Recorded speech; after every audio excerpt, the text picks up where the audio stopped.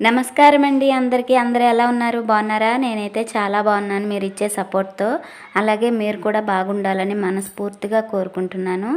ఈరోజు అయితే రెస్టారెంట్ స్టైల్లో ఉండే సాంబార్ని అయితే మనం ఇంట్లో ఏ విధంగా తయారు చేసుకోవాలో ఆ వీడియోనైతే మీకు చూపిస్తాను.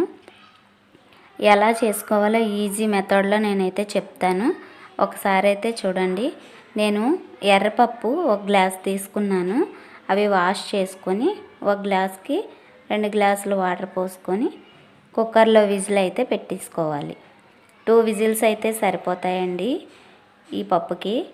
అలాగే నేను చింతపండు ఒక పెద్ద సైజు ఉల్లిపాయ అంత సైజు చింతపండుని అయితే చుట్టు పెట్టి తీసుకొని నానబెట్టుకున్నాను. ముందు స్టవ్ వెలిగించుకొని కుక్కర్లో పప్పు పెట్టాను కదండి, అదైతే వెలిగించేసుకొని కుక్కర్ విజిల్ అయితే పెట్టేసుకున్నాను. మనకి చెప్పాను కదండి 2 విజిల్స్ అయితే సరిపోతాయి. 2 విజిల్సే పెట్టుకున్నాను. మసూర్ దాల్ అంటారు కదా, ఆ పప్పు అండి. ఇది చాలా ప్రోటీన్ ఉంటుంది, అందుకని మేము ఎక్కువ వాడేది ఇదేనండి. ఇంట్లో కూడా ఎక్కువ ప్రిఫర్ చేసేది ఇదే. చాలా బాగుంటుంది, ఈజీగా ఉడికిపోతుంది.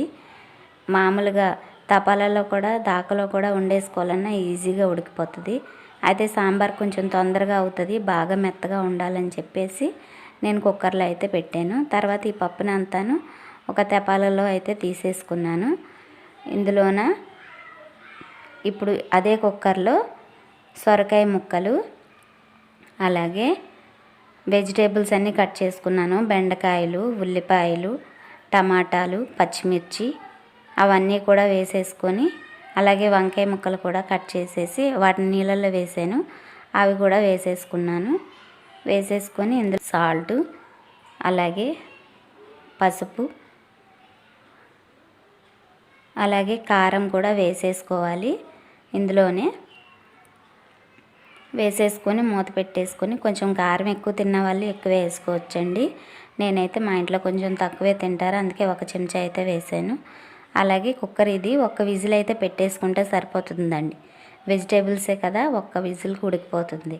ఈలోపు మనము పప్పు అయితే ఉడకపెట్టేసుకున్నాం కదా, ఇందులో చింతపండు నానబెట్టేసుకున్నాం కదా, ఆ చింతపండుని అయితే మొత్తం కూడాను అందులోంచి గుజ్జు అంతాను పిండేసుకొని ఇందులో యాడ్ చేసేసుకోవాలి. ఆ వెజిటేబుల్స్ ఉడికిపోయే లోపు మనకి పప్పుతో ఈ చింతపండులోన రసం మరిగిపోతుంది. అప్పుడు ఇంకా ఆ విజిల్స్ వచ్చేసిన తర్వాత ఆ కూరగాయలు కూడా మనం ఇందులో తెచ్చేసి కలిపేసుకున్నాం అనుకోండి, స్పీడ్గా ఉడికిపోతుంది. ఇది వేడిగా ఉంటుంది మరిగి మరిగి, అలాగే ఆ వెజిటేబుల్స్ కూడా వేడిగా ఉంటాయి కదా, తొందరగా ఉడికిపోతుంది. అలాగే రసంలో కూడా బాగా మరిగిపోతుంది అన్నమాట.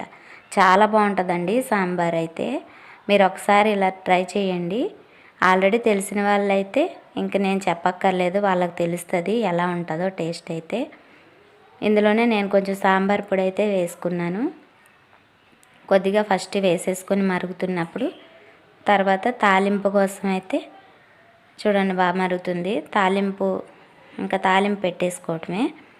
తాలింపు కోసం ముందుగా నూనె వేసుకొని కళాయిలో వెల్లుల్లిపాయలు, ఎండుమిర్చి, జీలకర్ర, ఆవాలు, కరివేపాకు, అలాగే ఉల్లిపాయ ముక్కలు కూడా మనం అందులో 1 ఉల్లిపాయ వేసుకుంటే ఇందులో చిన్న ఉల్లిపాయ తాలింపుకి వేసుకోవాలండి, చాలా బాగుంటుంది.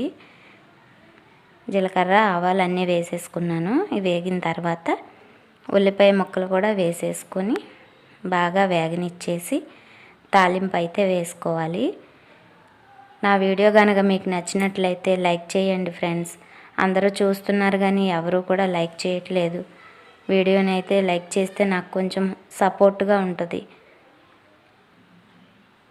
తాలింపు అయితే వేసేసుకున్నాను.